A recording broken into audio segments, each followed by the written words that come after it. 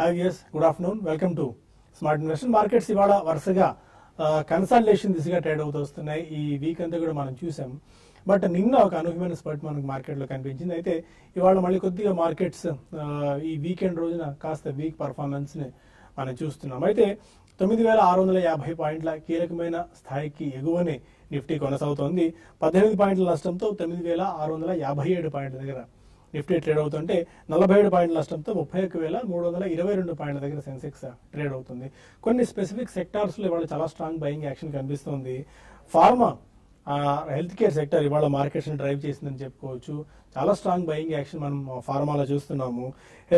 లుపిన్ 5% దాకా గెయిన్ అయింది. ఇవాళ Divi's labs 3%, doctor Reddy's labs 2%, Glenmark, Aurobindo pharma లాంటి స్టాక్స్ కూడా ఆల్మోస్ట్ 2.5 నుంచి 3% దాకా ఇవాళ లాభపడ్డం చూస్తున్నాం. అనూహ్యమైన బయింగ్ సపోర్ట్ ఇవాళ health care index, health care related stocks లో రావడం అబ్జర్వ్ చేయవచ్చు. వీటితో పాటు సెకండ్ రంగ్ ఫార్మా కంపెనీస్ చిన్న ఫార్మా కంపెనీస్ లో ఎస్ఎంఎస్ ఫార్మా ఇవాళ 8% దాకా గెయిన్ అవడం చూస్తున్నాము.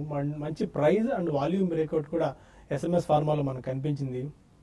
ఇక అలంబిక్ అండ్ మార్క్సన్స్ ఫార్మా లాంటి స్టాక్స్ కూడా 4 నుంచి 5% దాకా స్పర్ట్ ఇవాళ మనం అబ్జర్వ్ చేస్తున్నాము. ఇక మిగిలిన సెక్టార్స్ చూస్తే వాళ్ళ క్యాపిటల్ గూడ్స్ సెగ్మెంట్ లో కొద్దిగా బయింగ్ అయితే కనిపించింది.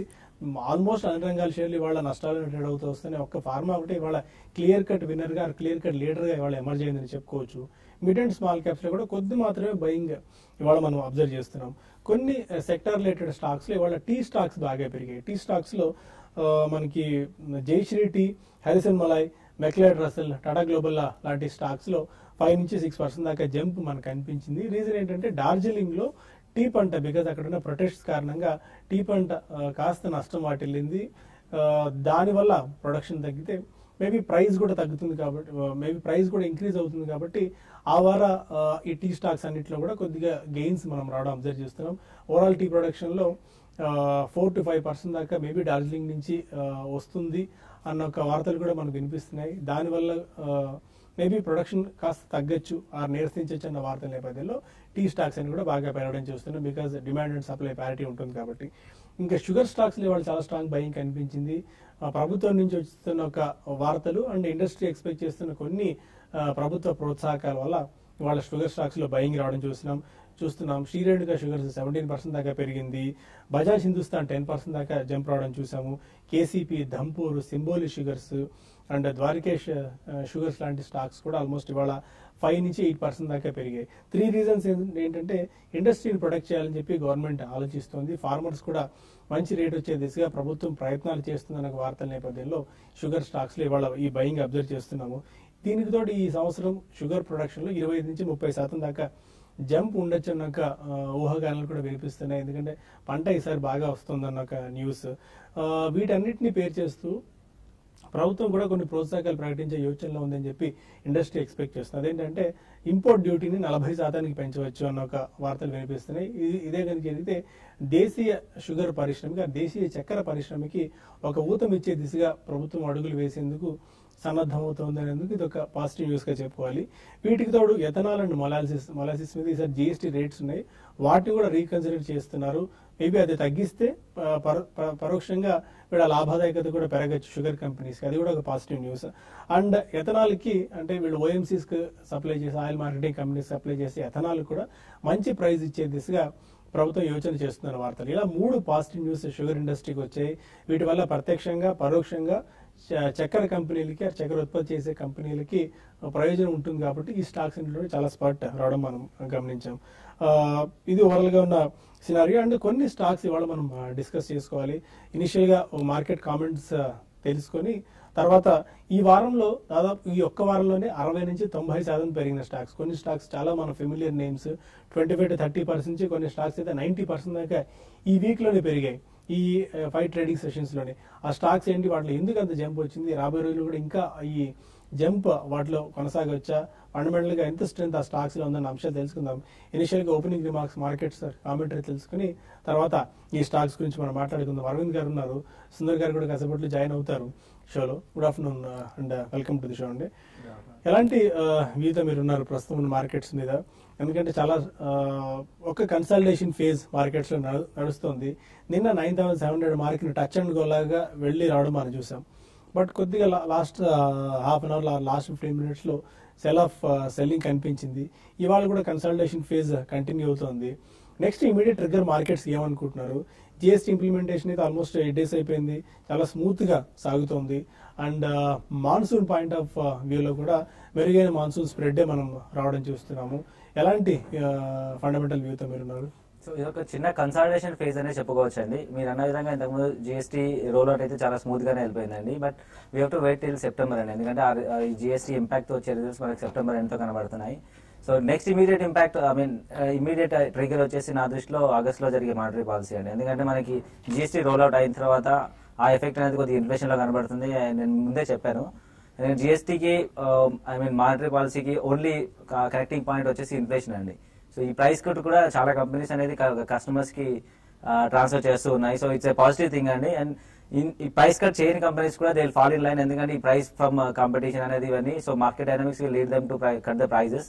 సో అది ఇన్ఫ్లేషన్ ఈజ్ అవుట్ అవ్వడానికి హెల్ప్ చేస్తుందని అనుకుంటున్నాను. అదేవిధంగా వాళ్ళు నెక్స్ట్ మానిటరీ పాలసీలో I'm expecting around 0.25 basis points cut అనేది ఎక్స్పెక్ట్ చేస్తున్నాను. అది కూడా ఇంట్రెస్ట్ రేట్ ఎఫెక్ట్స్ కూడా మళ్ళీ it's boost to again housing sector అనుకోవచ్చు, banking sector and auto sectors కి ఇది మంచి బూస్ట్ కాబోతుందండి.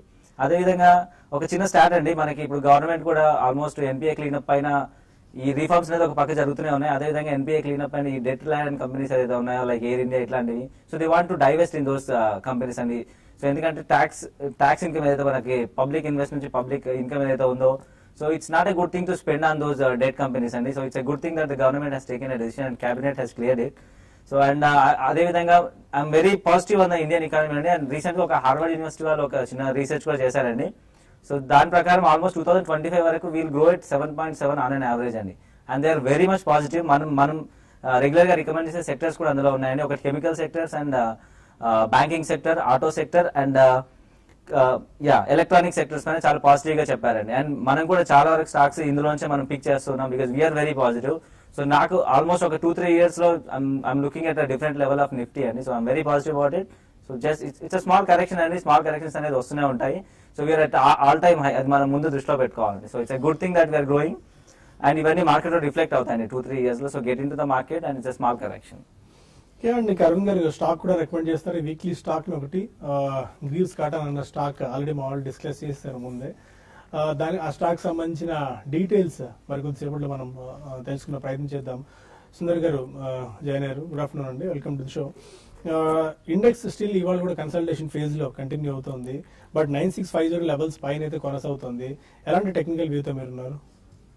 టెక్నికల్ గా చూస్తే కనుక మార్కెట్ పాజిటివ్ గానే ఉంది. మనం ఒక లాస్ట్ 5 వారాలుగా చూస్తే కనుక 9700 దగ్గర అంత క్రితం ఒక రెసిస్టెన్స్ చూసాము 5 వారాల క్రితము. అలాగే ఆ తర్వాత ఒక స్వల్ప రియాక్షన్ వచ్చి మళ్ళీ 3 వారాల క్రితము మళ్ళీ 9700 దగ్గర రెండోసారి రెసిస్టెన్స్ చూసాము. అలాగే ఇది 3వ వారంలో కూడా చూస్తే కనుక 9700 దగ్గర నిన్న ఒక స్వల్ప రియాక్షన్ అయ్యి నిన్న 9700 పైన క్లోజ్ అవ్వలేకపోయింది. అందువల్ల ఒక చిన్న మైనర్ కరెక్షన్ కన్సాలిడేషన్ వస్తుంది. ఓవరాల్ గా చూస్తే కనుక మార్కెట్ పాజిటివ్ గా ఉంది. ఎందుకంటే మిడ్ సెషన్ తర్వాత ఇనిషియల్ ఓపెనింగ్ నీజర్ క్రియేషన్ తర్వాత 9640 పైన రికవర్ అయింది. మళ్ళీ ఇవాళ వచ్చిన హై దగ్గరికి ట్రేడ్ అవుతుంది. ఈ కరెక్షన్ లో చూస్తే కనుక చాలా ఫ్రంట్ లైన్ స్టాక్స్ లో బాగా పాజిటివ్ ట్రెండ్ రికవరీ కూడా చూస్తున్నాము. పెద్ద ఏం బ్రాడ్ బేస్డ్ సెల్లింగ్ ప్రెషర్ ఏం కనిపించట్లేదు. చాలా స్వల్ప హెల్తీ రియాక్షన్ వస్తుంది అనుకోవచ్చు.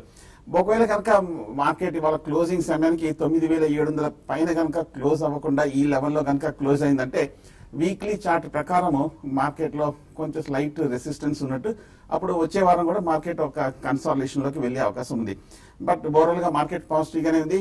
మేజర్ సపోర్ట్ 9500 పైనే ఉంది. సో ఆ లెవెల్స్ ని ట్రిగర్ చేసి ఆ లెవెల్ బ్రేక్ చేసే అవకాశాలు అంతగా లేదు కాబట్టి మార్కెట్ షార్ట్ టర్మ్ పాజిటివ్ గానే ఉండే అవకాశాలు కనిపిస్తుంది. ఈ డిప్ లో కనుక మార్కెట్ కొంచెం పాజిటివ్ కన్సాలిడేషన్ స్థిరత్వం కనిపించిందంటే అప్పుడు 9700 కూడా బ్రేక్ అయిందంటే మార్కెట్ ఫ్రెష్ అప్ ట్రెండ్ లోకి వెళ్లే అవకాశాలు కనిపిస్తుంది. సో అందువల్ల మార్కెట్ లాస్ట్ 1 hour గా రికవరీ అయింది కాబట్టి కొంచెం పాజిటివ్ గానే కనిపిస్తుంది. ప్రైవేట్ బ్యాంక్స్, మెటల్స్ లో స్ట్రెంత్ కనిపిస్తుంది.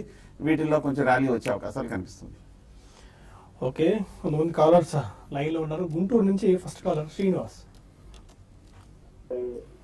స్టార్టింగ్ క్రెడిట్ కేర్ గురించి చెప్పరా? ఈ మధ్య న్యూస్ వచ్చింది 12% ఎఫ్ఐఎస్ 12% నుంచి 40% దాకా పెంచుకున్నారని న్యూస్ వచ్చింది. దీని ఫ్యూచర్ ఎలా ఉంది? ఫ్రెష్ గా బై చేద్దాం అనుకుంటారా? ఆల్రెడీ బై చేశారా?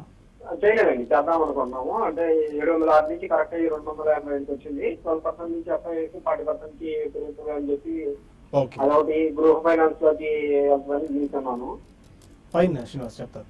Satin credit care growth potential ఎంతవరకు ఉంది? సాటిన్ క్రెడిట్ కేర్ చూస్తే కనుక ఈ లాస్ట్ 1 year గా బాగా అండర్ పెర్ఫార్మ్ చేసిన స్టాక్. కరెక్ట్ గా లాస్ట్ ఇయర్ జూలైలో చూస్తే కనుక 700 రూపాయల దగ్గర ఉన్న ఈ స్టాక్ కంటిన్యూస్ గా పడుతూ 250 రూపాయలకి 260 రూపాయలకి వచ్చి ఈ లాస్ట్ 1 month గానే ఒక స్వల్ప రికవరీ చూసాము. ఫైనాన్స్ రంగంలో ఉన్న ఈ స్టాక్ చూస్తే కనుక వాల్యుయేషన్స్ ప్రకారంగా ఇప్పుడు ప్రస్తుతం కొంచెం ఎక్స్పెన్సివ్ గానే కనిపిస్తోంది. అలాగే ఓవరాల్ గా మనకి ఫండమెంటల్ గా చూస్తే కనుక సాటిన్ క్రెడిట్ కేర్ మొన్న లాస్ట్ క్వార్టర్ రిజల్ట్స్ బాగా నెగిటివ్ గా రావటము, అలాగే Q3 రిజల్ట్స్ డిసెంబర్ లో కూడా చూస్తే కనుక ప్రీవియస్ 2 quarterలతో పోలిస్తే కనుక అండర్ పెర్ఫార్మ్ చేయడంతో, అలాగే కొంచెం టెక్నికల్ గాను వీక్ గా ఉండడంతో, ఫండమెంటల్ గాను కొంచెం వీక్ గా ఉండడంతో తగ్గుతూ వచ్చింది. బట్ ఇమీడియట్ గా చూస్తే కనుక ఒక లాస్ట్ వీక్ మనం చూసాము ఒక 2000 crores వరకు మేజర్ ఎక్స్పాన్షన్ ప్లాన్ లో ఉండడంతో ఈ స్టాక్ కొంచెం ఈ లెవెల్లో కొంచెం స్వల్ప రికవరీ వస్తుంది. బట్ ఆన్ ద హోల్ చూస్తే కనుక పూర్తిగా ఫండమెంటల్ గా ఈ క్వార్టర్ రిజల్ట్స్ వచ్చేంత వరకు మనం అప్పుడే కమెంట్ చేయలేము. ట్రెండ్ చూస్తే ఇంకా నెగిటివ్ గానే ఉంది. కాకపోతే 250, 280 దగ్గర సపోర్ట్ ఉంది కాబట్టి ప్రస్తుతం నిలబడుతుంది. కాబట్టి నా ఉద్దేశం అయితే దీని బదులు బెటర్ NBFCs ఉన్నాయి, వాటిని కన్సిడర్ చేయడం మంచిది. ఓకే, ఇంకా మరిన్ని కాల్స్ అండ్ మెయిల్స్ డిస్కస్ చేయడంతో పాటు ఇంతకుముందు మనం అనుకున్న ఈ వీక్ లోనే 30 to 90% దాకా పెరిగిన స్టాక్స్ గురించి బ్రేక్ తర్వాత మనం డిస్కస్ చేద్దాం. Stay with us.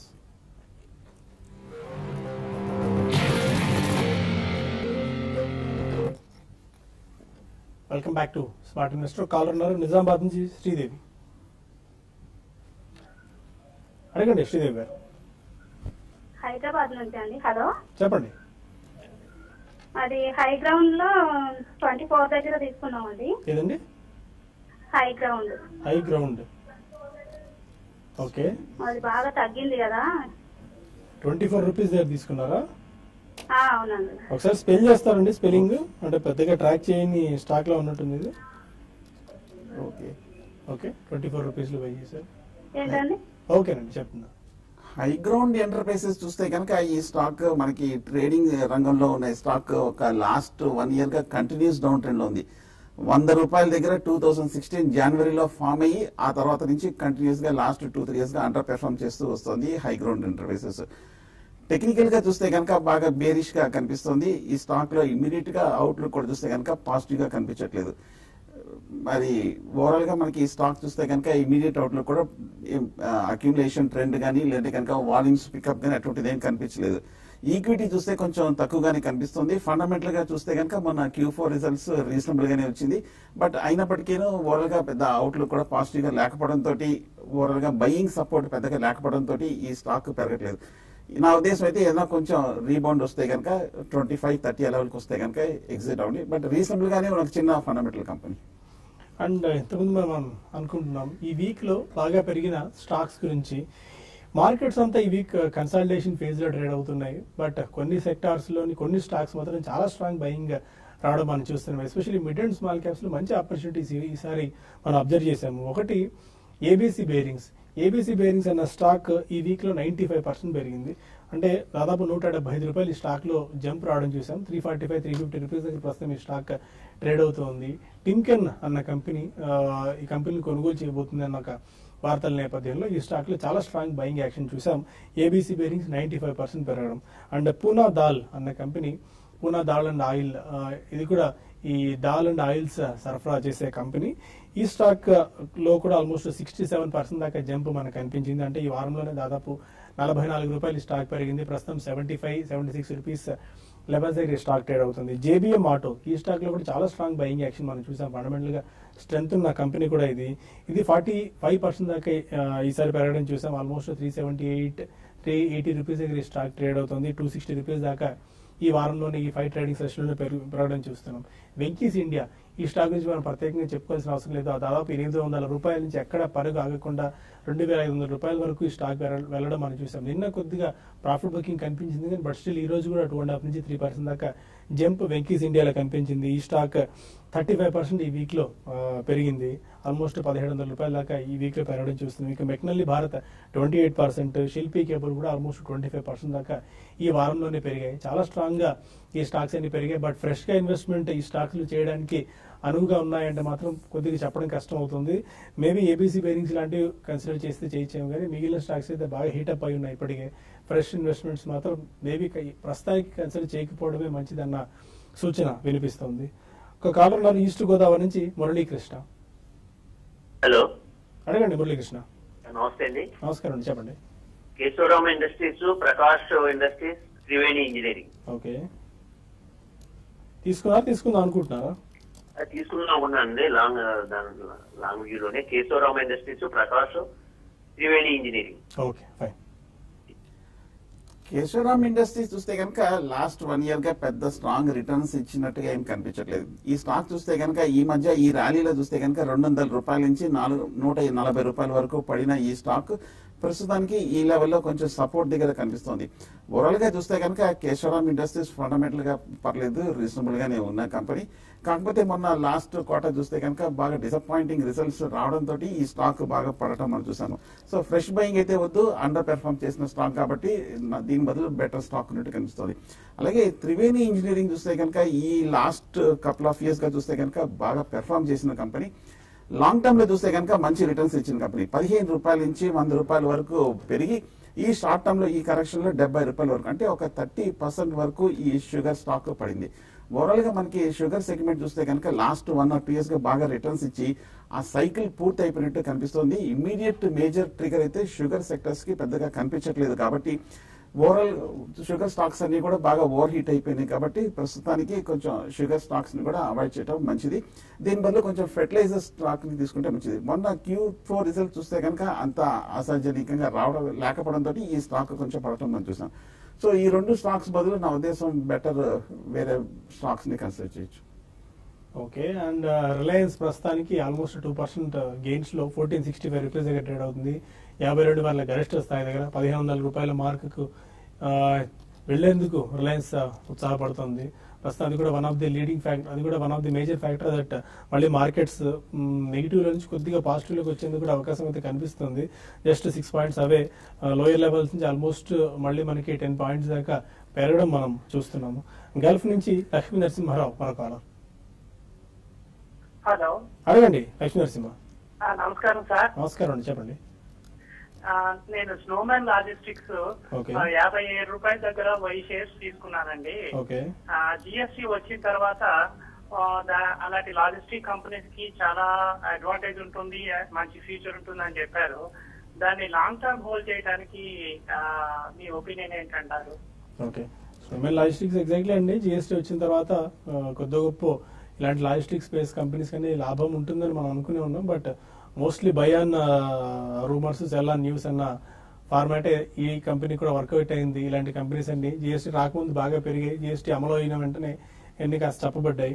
But long term కి స్నోమ్యాన్ లాజిస్టిక్స్ హెవీ క్వాంటిటీ తీసుకున్నారు. 1000 షేర్స్ అట్ 55 రూపీస్ లో హోల్డ్ చేసుకోవచ్చా? స్నోమెన్ బాగా వీక్ గా కనిపిస్తుంది. ఫండమెంటల్ గా చూస్తే కూడా లాస్ట్ 2-3 క్వార్టర్స్ లో కూడా పెద్ద పెర్ఫార్మెన్స్ ఏం కనిపించలేదు. అలాగే మనకి ఈక్విటీ కూడా చూస్తే కనుక బాగా ఎక్కువగా ఉన్న stock Snowman logistics.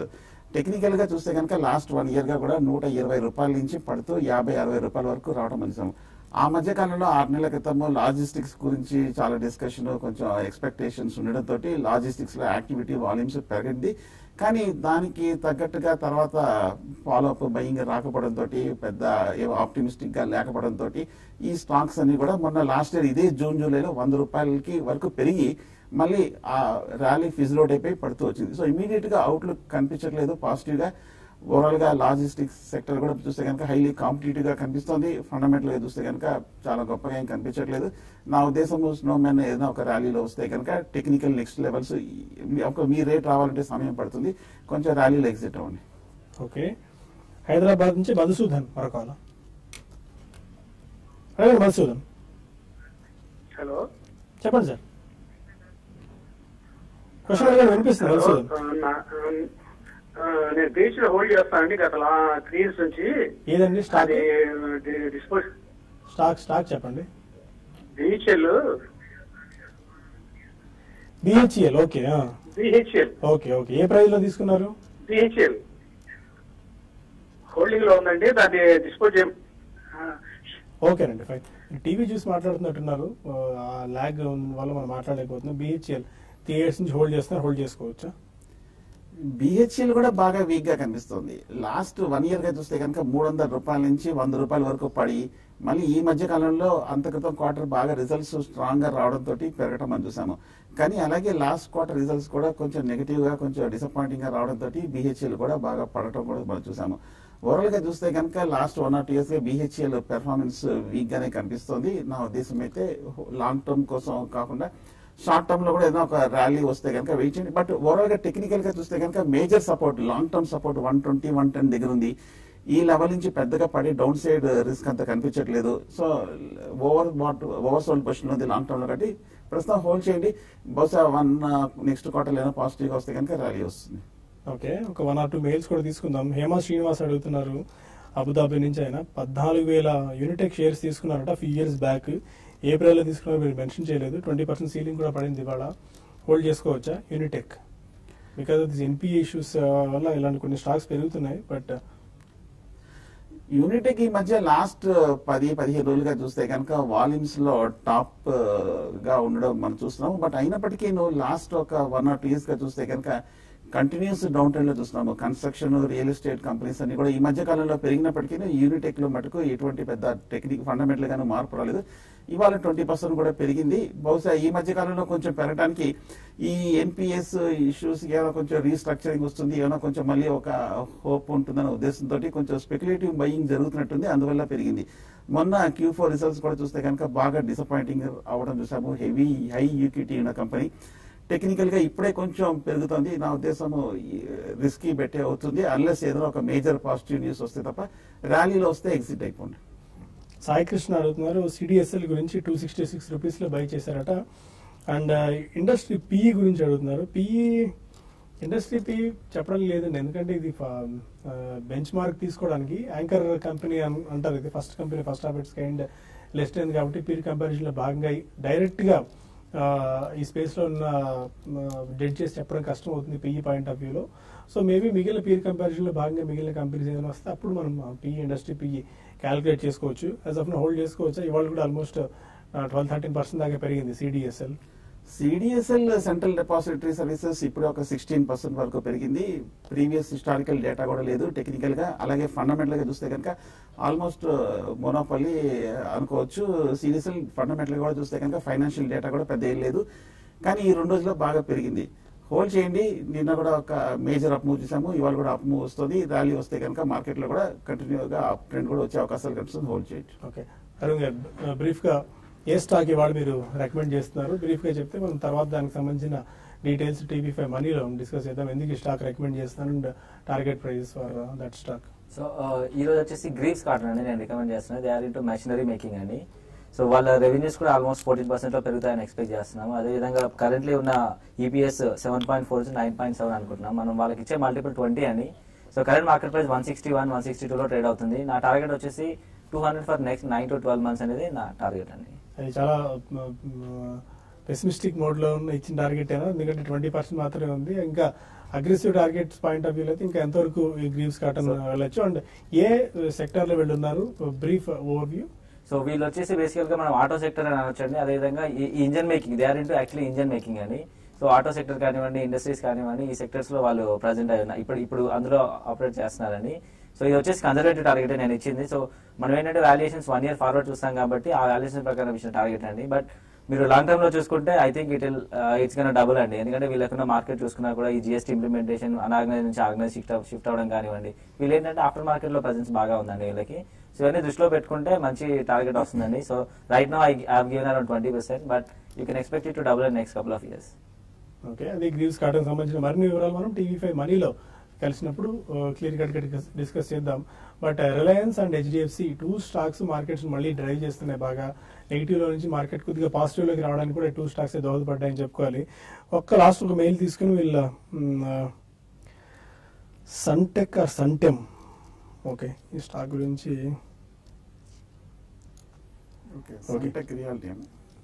Maybe bonus announce చేశారు 100 రూపీస్ దగ్గర 1+1 1:1 బోనస్ అని చెప్పి మేబీ అదేమన్నా ఉందా?